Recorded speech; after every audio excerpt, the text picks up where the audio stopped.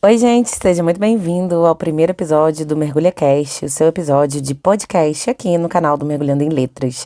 Eu sou Renata Cunha, sou professora de português e redação.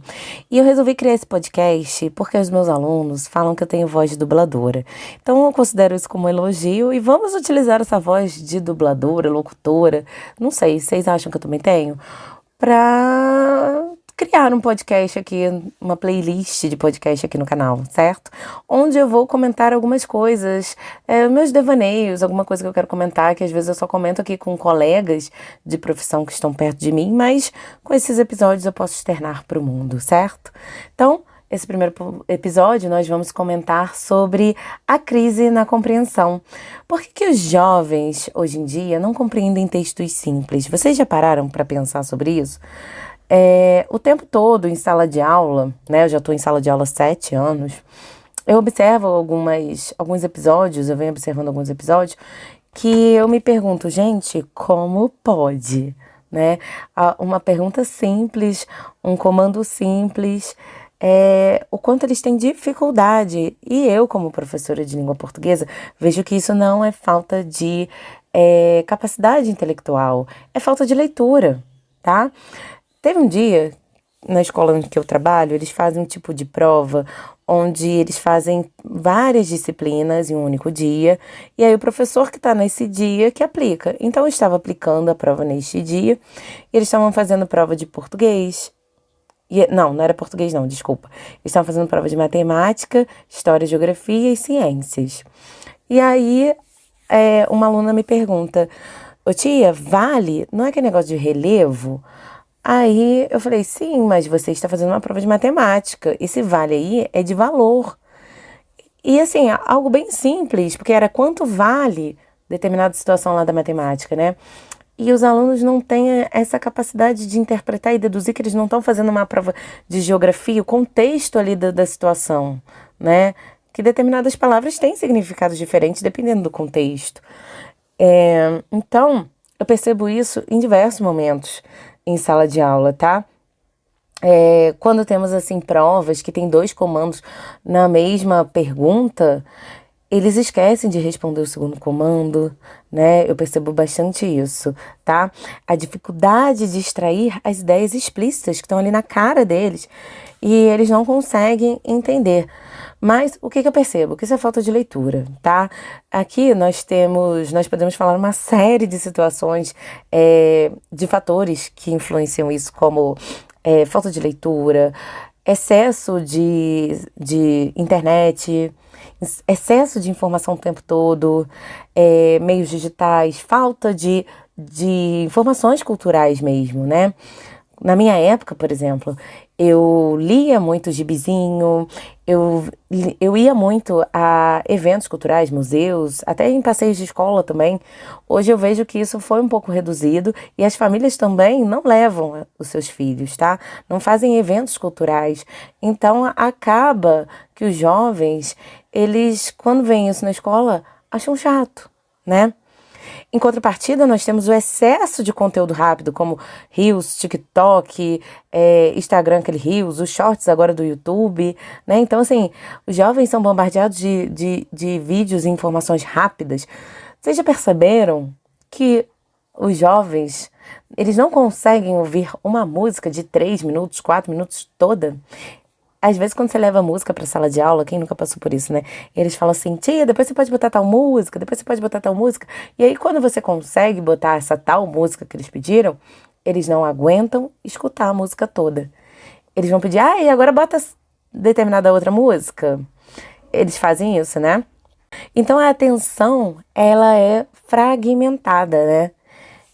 Não temos mais aquela atenção ali no momento que a gente está fazendo determinada leitura, né? A falta de leitura também faz isso. E a falta de leitura de textos simples, às vezes textos rápidos, curtos, como um conto, uma tirinha. Os adolescentes de hoje perderam isso, né? E a dependência de resumos já prontos, tá? Eu vejo muito isso. Eles não têm a capacidade de fazer o próprio resumo deles, ou muitas das vezes eles têm dificuldade de fazer resumo, não sabem resumir, não sabem extrair a essência daquele texto em poucas palavras.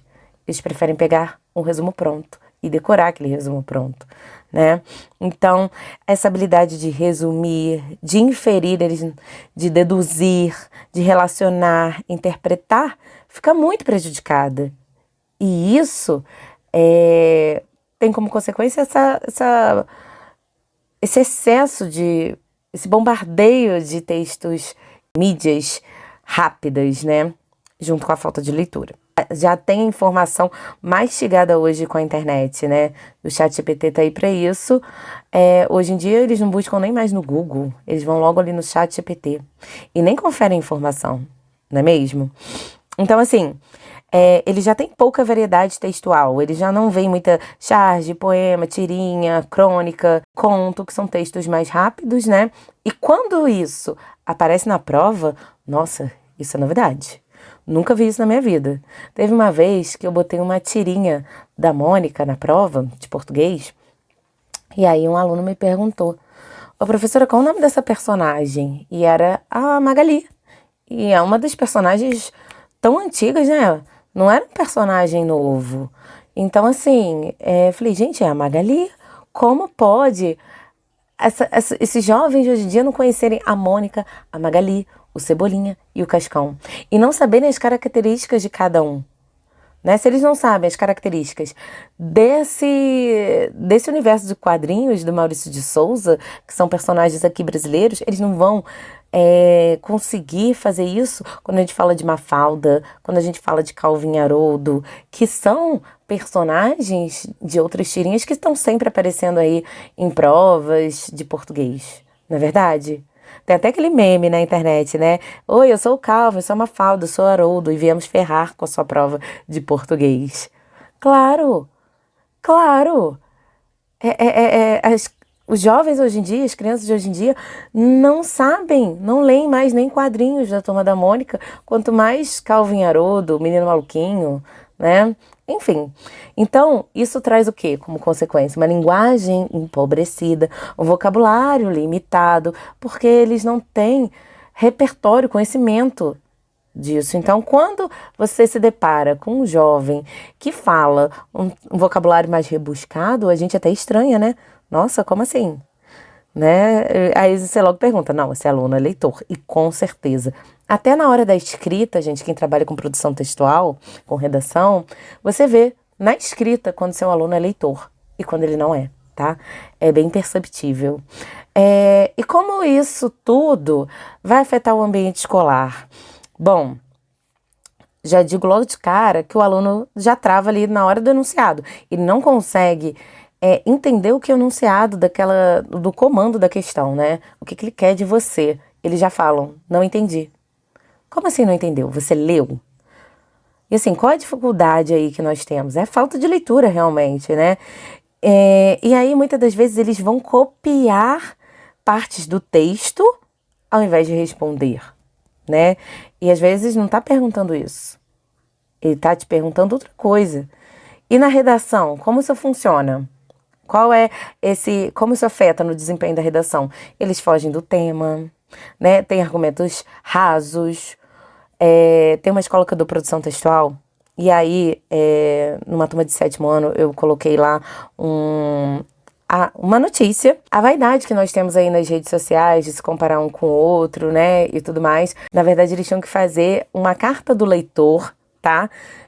Para este jornal ou revista, falando sobre essa matéria, sobre a autoestima nas redes sociais. E vocês acreditam que teve gente que falou que foi muito bem atendido numa ótica, que vai levar a família toda para fazer exame na ótica,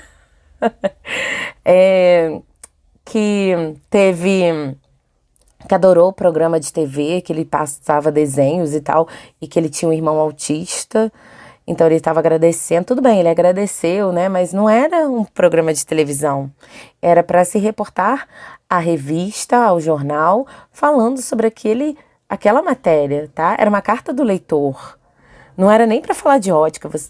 Eu não sei de onde que eles tiram isso, sabe? Então, assim, foge totalmente do tema, né? E isso é mais comum do que a gente imagina. Bom, E já que a gente quer mudar isso, o que pode ser feito, né?